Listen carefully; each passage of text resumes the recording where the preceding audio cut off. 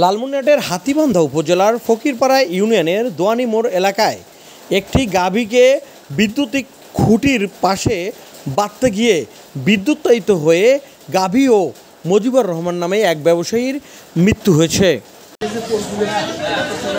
বিদ্যুতের খুঁটির পাশে পড়ে থাকা তারে এবং পানিতে বিদ্যুতায়িত হয়ে গরু ও ওই ব্যবসায়ীর মৃত্যু হয়েছে।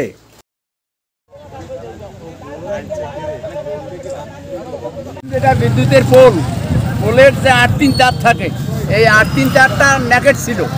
ন্যাকেট থাকার কারণে ওখানে জমি শর্ট হয়ে গেছে। নিচের শর্ট হওয়ার কারণে ওখানে এক লোক গরু বাঁধতে আসে, গরু যখন গরু শর্ট খায়, এই গরু টানতে গিয়ে সেও ওখানে শর্ট খেয়ে মারা যায়।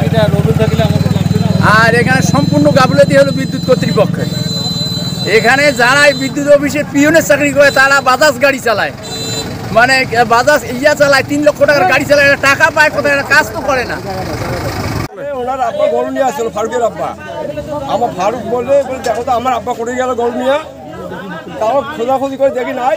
পরে এখানে দেখি গরুটা দেখা গেল, দেখা দেওয়ার পরে ওনার আব্বাকে পাওয়া গেল পিটিতে উবুধে আসলো।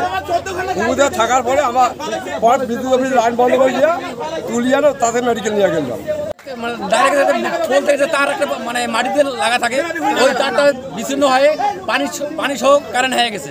কারেন্ট হওয়ার পর ফারুকের আব্বু ওইখানে দেখি উবুর হয়ে আছে, একটা গরুর সাথে সাথে মারা গেছে। এখন ওই অবস্থায় আমার ভ্যানে আমরা বড় কথা মিজানুর ডেক্টর এখানে নিয়ে গেছে। মিজানুর ডেক্টর ওইখান থেকে হালকা একটু পাল যাচ্ছিল, ও রিভার করছে হাতিবান্ধা নেওয়া যাওয়ার পর সে পর্যন্ত শোনা গেল সে তার ফারুকের আব্বা মারা গিয়ে মৃত্যুবরণ।